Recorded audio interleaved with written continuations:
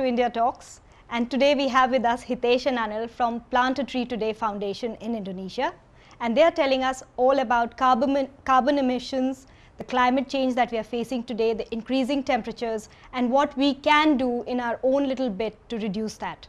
So Hitesh, you were going to tell us all about the reforestation project in Indonesia, the regreening of Indonesia.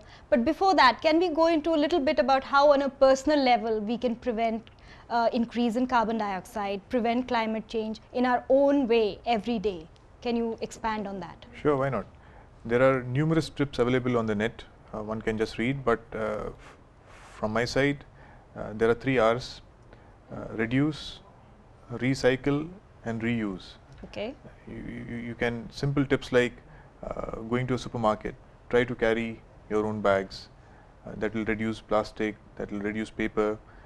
Try to reduce your consumption of tissue papers and stuff like that. Thermostats, if you tune up your thermostats, clean up your ACs, drive efficiently, don't race, check your tire pressures. There are so many things that you can do in your lifestyle. Make sure that when you are going on a holiday, to switch off the TVs completely, to unplug the TVs, use less hot water, and so on and so forth. But finally, these are all lifestyle changes which are pretty difficult to make. Let me admit that I have tried it myself. You've been trying to do that? That's right. And I think the simplest way is plant more trees. Anil, from a student's perspective, what would you say are the best ways to save energy or to prevent carbon emissions? Well, even small things like in the schools, most of the schools, the classrooms are now air conditioned. And if they would realize that probably the temperatures in the schools is set up at 16 degrees probably. Now, if they increase it to 17, they're already saving a lot of. They are already saving, and they will realize that it's still very comfortable. And after you go up to 17, maybe you could probably try 18, and that's a bit of saving. So every bit will really help the change, and you will see it positively. What about paper? You know, we know that paper is all from a tree. So what about recycled paper, like you mentioned, recycle? So in schools, you don't think that if we reduce our paper consumption, it might be, maybe we should use the technology more, use computers more? Yeah, of course. I mean, you would have realized that with the advent of computers being so frequently used, the email systems and chatting or whatever, they definitely must have affected the use of paper. But I still see people still printing on only one side of the sheet. I mean, for your personal uses, I mean, you could definitely be printing on both the sides. And for all reason, try avoiding printing of emails. Yeah. I mean, people do tend to, keep a hard copy. Of they emails. Still probably do not believe in the electronic components as yet, but I think we have to go that way. And one thing I just wanted to mention here was, maybe everybody talks about all of these things, but I think the sad part is that we guys are not doing anything about it. We are actually in a situation which is like, I've seen this in the film An Inconvenient Truth. If you put a frog into a hot water, what does it do? It just jumps out. Right. Because that's the immediate reaction. Instant reaction. Instant reaction. But if you put the frog into cold water and then tune up the temperature, so it's gradually becoming warmer and warmer, and that's exactly what we are in. And the frog doesn't realize And the frog doesn't realize till the time you actually save him from the boiling water then. And that's exactly what is happening to all of us. We are not realizing because we are gradually experiencing the increase in temperatures. But if you would have realized 10 years back and today, the average temperatures have gone up. Right. So. And you can see that all over. Even Indonesia now, you can feel the heat much more than it was 10 years ago. Exactly. And the rains, when they come, when they don't come, all of this is part of the climate change.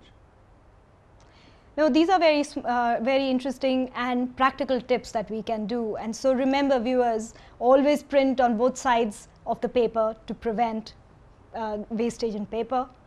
Switch up your ACs to 1 degree. You can tolerate that, and switch off the lights when you're not in that room. These are all very practical things that all of us can adopt right today. And before we go, we'd also like to thank both of you for being here. And if there was a message that you had to give the viewers on how they can come to you to contribute directly to PAT and be involved, how could they do that? One is that they can visit the plantatreetoday.org, that's the website, and I'm sure Indoindians will carry a lot of information about the regular activities of PAT. Yeah, it will carry that.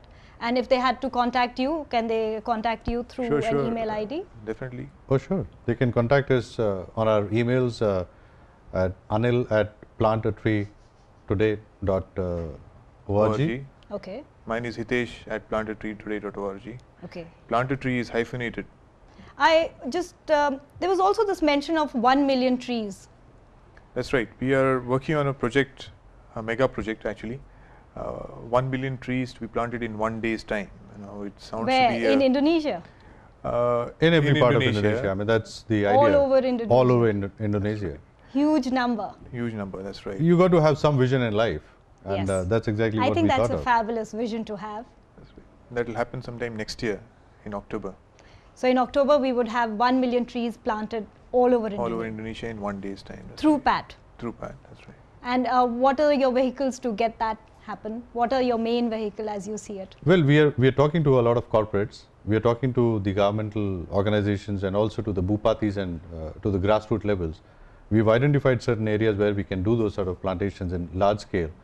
Now, all of these things are happening parallelly, simultaneously. So, we hope that by the time we come to that stage, we would have had enough land and enough resources to be actually able to plant 1 million trees on a day. Wow. Schools will form a major vehicle, not only in terms of the supply of saplings, because we will promote the school nurseries. Oh, the but nurseries also- will produce that's the right, saplings. Exactly. Exactly. And also the volunteers, the children will come and do the plantation on that day. And then you would identify the place to where the plants would be Exactly. planted and the children That's would then go. So Exactly. you would be looking at a lot of help in the provinces as well, not merely Jakarta. Oh, for sure. We are talking of all of Indonesia. So we'll be talking to Sumatra, Kalimantan, all the areas. We'll be talking to Bupatis there because they probably would be holding the land Yeah. and also the community. So if they give us the land, we bring in resources, we bring in corporates who are ready to sponsor those activities. We provide them saplings and we just do the activity of planting a tree.